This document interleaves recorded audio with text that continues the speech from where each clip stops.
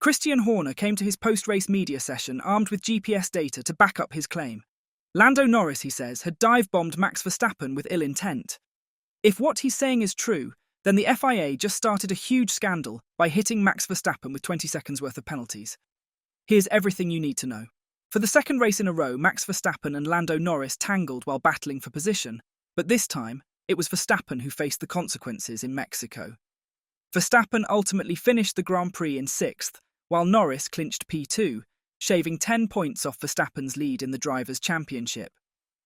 Horner, with GPS data from Norris's McLaren for his media briefing, argued that Norris had dive-bombed Verstappen by braking late around the outside to edge into the apex first. According to Horner, this manoeuvre positioned Norris to demand Verstappen give him room.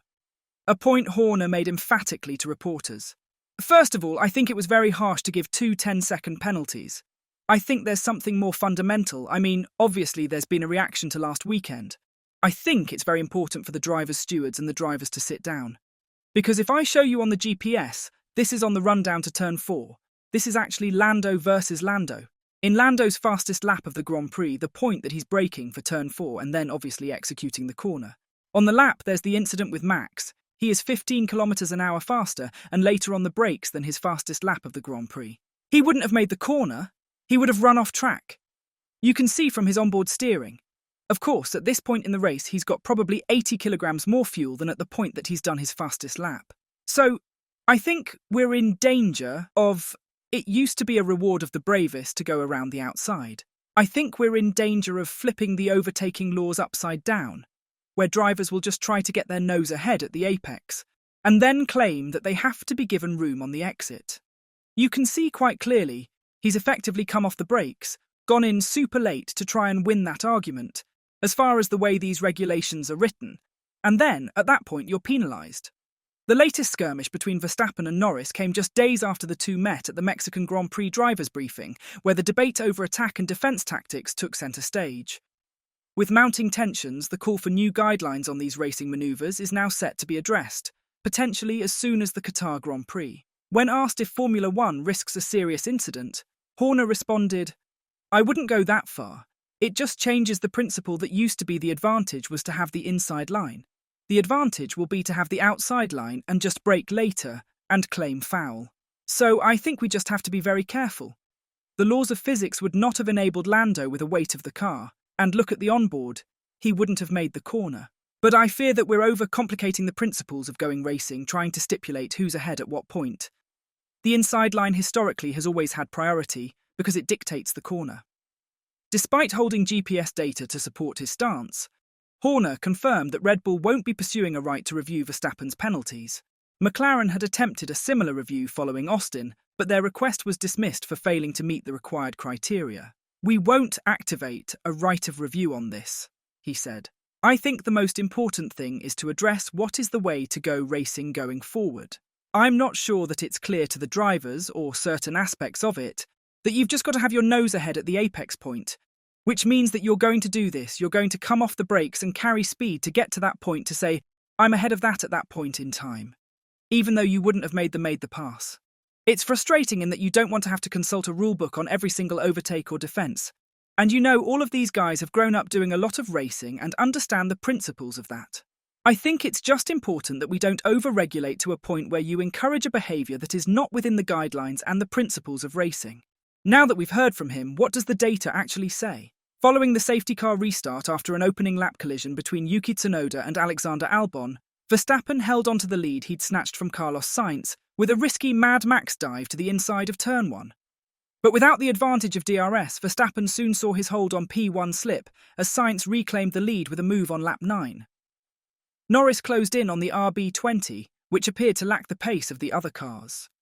Using DRS on the main straight, Norris positioned himself for another attack on Verstappen, lining up for a move in the second DRS zone approaching turn 4. The first flashpoint of lap 10 came when Norris attempted an outside pass on Verstappen at turn 4. As broadcast footage reveals, Norris's front axle edged slightly ahead of Verstappen's at the corner's apex, a detail that stewards noted in their ruling, consistent with the driving standard guidelines regarding overtakes on the outside, which reads, "In order for a car being overtaken to be required to give sufficient room to an overtaking car, The overtaking car needs to have a significant portion of the car alongside the car being overtaken, and the overtaking maneuver must be done in a safe and controlled manner, while enabling the car to clearly remain within the limits of the track.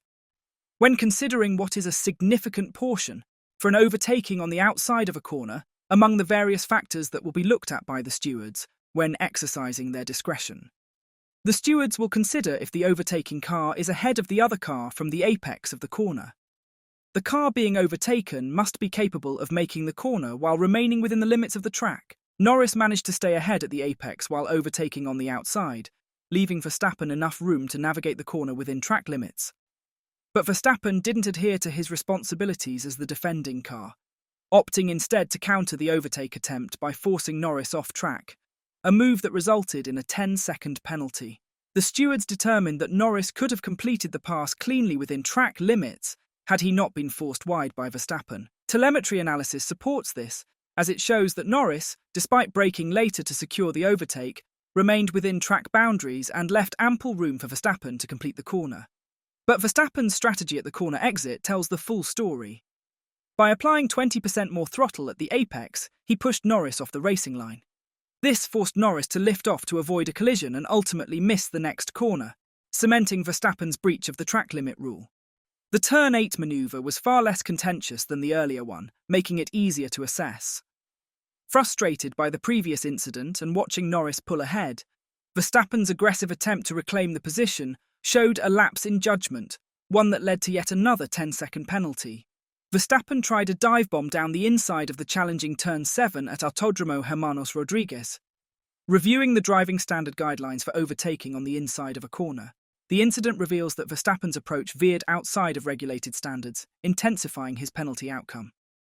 In order for a car being overtaken to be required to give sufficient room to an overtaking car, the overtaking car needs to have a significant portion of the car alongside the car being overtaken, and the overtaking maneuver must be done in a safe and controlled manner, while enabling the car to clearly remain within the limits of the track. Clearly, Verstappen's maneuver was done recklessly, as he regained the position over Norris by exceeding track limits at Turn 8 immediately after Turn 7.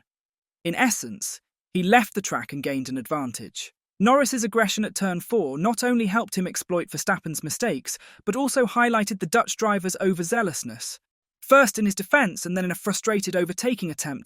That said, the Dutchman still sits atop the standings with 362 points, while Norris trails with 315. With the season nearing its end, the gap remains huge for a dramatic comeback from Norris. Still, as evidenced in the last two Grand Prix, the competition is spicier than ever. Do you think Christian Horner makes a great case, or does the telemetry tell a different story? Tell us your thoughts in the comments section down below, and as always, don't forget to like and subscribe to the channel if you haven't. Thanks for watching.